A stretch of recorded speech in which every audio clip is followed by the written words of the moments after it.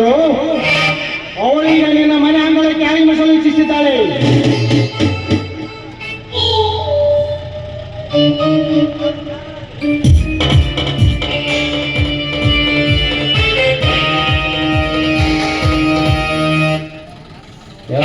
ನಾಗರಾಜರಿ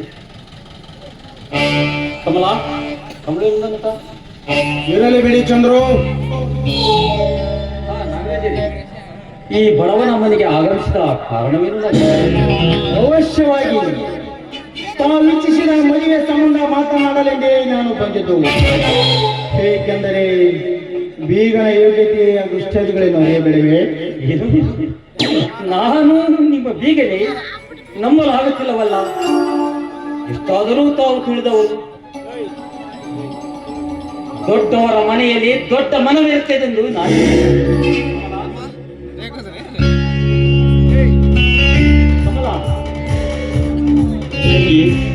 ನಿನ್ನ ಭಾಗ್ಯದ ದಿನವೆಂದು ಉದಯಿಸಿತಮ್ಮ.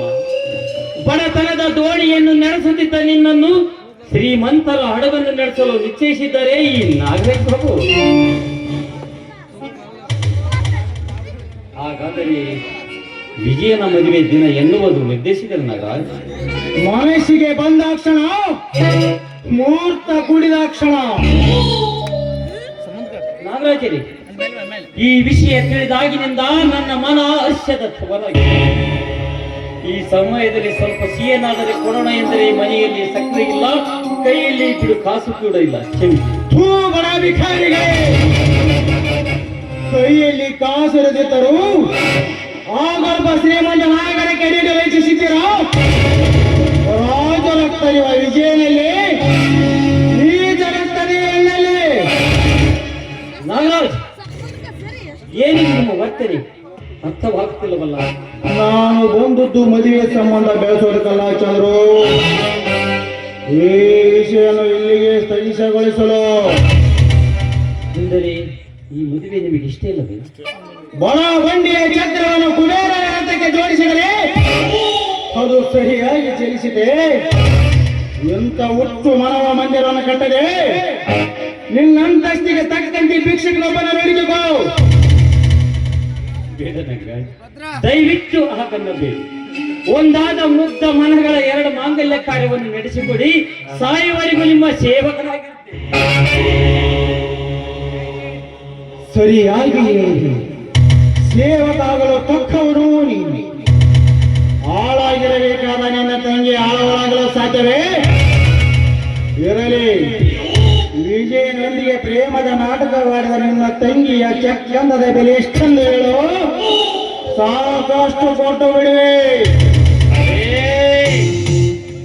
ಉರಿ ಬೆಲೆ ಕೊಟ್ಟು ಬಲ್ಲ ನಿನ್ನಂತ ಕೊಟ್ಟುಗಳಿಗೆ ಗೊತ್ತು ಪ್ರೇಮದ ಬೆಲೆ. ಕೊಟ್ಟ ಮನೆ ಬೆಳೆದ ಈ ಪ್ರೇಮ ಜೊತೆ ನಿನ್ನ ಸರ್ವ ಸಂಪತ್ತಿಗಿಂತ ಹೆಚ್ಚು ಬೆಲೆ ಬಾಳುವಳು. ಗುಣದಲ್ಲಿ ಚಿನ್ನ, ರೂಪದಲ್ಲಿ ರಾಣೆ.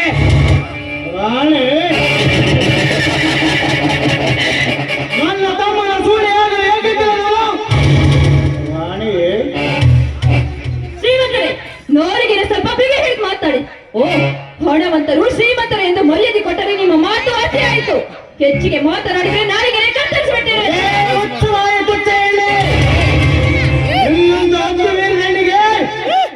ಹದ್ದಿನ ಸ್ಥಾನ ಕೊಡಲು ನನ್ನ ಮನೆಯ ಸ್ಮಶಾನವಲ್ಲ. ಸ್ಮಶಾನಕ್ಕೆ ಕಳಿಸಿಕೊಡಲು ನನ್ನ ತಂಗಿಯರಿ ಸವಾಲಲ್ಲ. ಹೆಚ್ಚಿಗೆ ರೊಚ್ಚಿಗಪ್ಪಿಸುವ ಮುನ್ನ ತೆರಳಲಿಲ್ಲ. ಮನೆಯಲ್ಲಿ ಕಿತ್ತಿಗೂ ಗದ್ದಿಲೆದ್ದರು ರೊಚ್ಚಿಗೇನೆ ಕಂಡಿಲ್ಲವಲ್ಲ ಚಂದ್ರು. ಜಾಣತನದಿಂದ ವರ್ತಿಸಿದರೆ 5 ಲಕ್ಷ ರೂಪಾಯಿದೊಂದಿಗೆ ಯಾವುದಾದ್ರೊಂದು ಪಟ್ಟಣದಲ್ಲಿ ಸುಖವಾಗಿ ಜೀವನ ಸಾಗಿಸಬಹುದು. ಚಾಂಡಾಲ, ಹಣದಾಶಿಗೆ ಬಲಿಯಾಗಿ ಸಾಕಿದ ಹಸುವನ್ನೇ ಕೊರಳು ಕೊಯ್ಯುವ ಕಸಾಯಕಾರಿಗೆ ಕಳಿಸುವಂತೆ ಧನದ ಆಶೆಗೆ ಬಿದ್ದು ನನ್ನ ತಂಗಿಯ ಪವಿತ್ರ ಪ್ರೇಮವನ್ನೇ ಬಲಿ ಕೊಡುತ್ತೇನೆ ಎಂದು ತಿಳಿದಿರುವೆರು. ಮತೇನ ಧೈರ್ಯವಿದ್ದರೆ ನಿಲ್ಲಿಸು. ನನ್ನ ತಂಗಿಯ ಮದುವೆಯನ್ನು ವಿಜಯನೊಂದಿಗೆ ಮಾಡುವುದು ನಿಶ್ಚಿತ. ನೋಡೋಣ, ಪ್ರೀತಿ ಗೆಲ್ಲುತ್ತಿದೆಯೋ ನಿನ್ನ ಹಣ ಗೆಲ್ಲುತ್ತಿದೆಯೋ ಅಂತ. ಈ ಆಧುನಿಕ ಪ್ರಪಂಚದಲ್ಲಿ ಕೆಲವು ಎಂದಿದ್ದರೆ ಕಲಿತೆ ಪ್ರೇಮಕ್ಕೆ